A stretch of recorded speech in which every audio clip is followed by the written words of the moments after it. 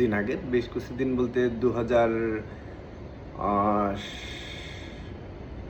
কত হয়তো ২০০০ সাল বা ২০০০-এর পরে আর কি, যাই হোক আমার অতটা মনে নেই। আমাদের এলাকায় আমাদের তখন রাস্তার কাজ চলে ডানিডার।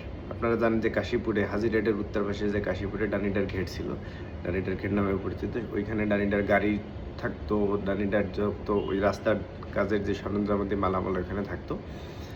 তো ওইটার গার্ড ছিল আতাহার খান।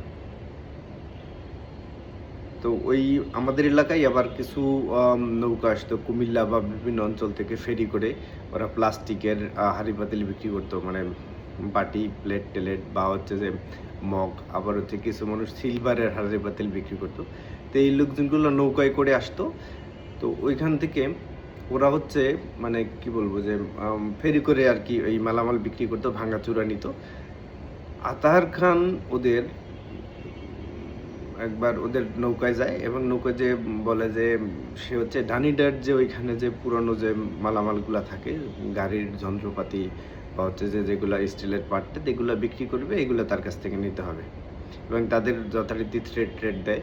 তো তারা তো ভয় পেয়ে যায়।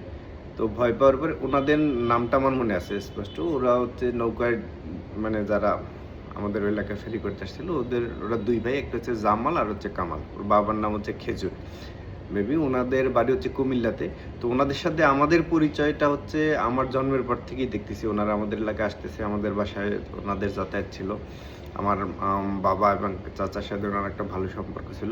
ওনারা আসলেই আমাদের ওইখানেই মানে আমাদের ছাত্রছায়া থাকতো বা হচ্ছে তারা একটা রিলায়েবল ফিল করতো, মানে কি বলবো যে স্বস্তি বোধ করতো আমাদের এখানে থাকায়।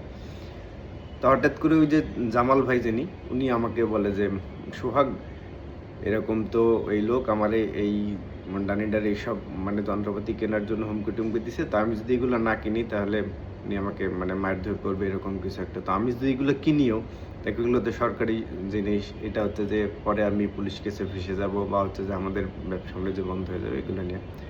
তো পরে আমি করলাম কি, আমাদের বাজারেরই ওনাদেরই বংশের যে শহীদ খান হুন্ডা চালায়, সবাই চিনেন ওনাকে।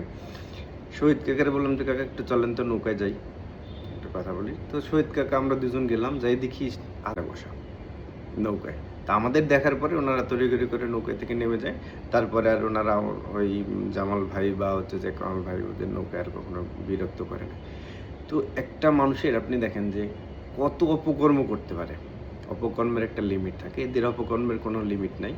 এরা এই আজাহার খানের ছত্রছায়া থেকেই দেখেন এই অপকর্মগুলো করতো এবং এদেরকে কিছু বলতে পারতো না। সবাই ভালো থাকবেন, অন্যায়ের বিরুদ্ধে সোচ্চার থাকবেন। চাঁদাবাজ, দুর্নীতিবাজ এবং হচ্ছে যে এরকম হানি ট্র্যাপের হোতাদের সমাজ থেকে বিতাড়িত করুন, এদের একঘরে করে রাখুন, এদের বিরুদ্ধে সোচ্চার থাকুন। দেখবেন অপরাধ অনেকটাই কমে যাবে। ধন্যবাদ সবাইকে।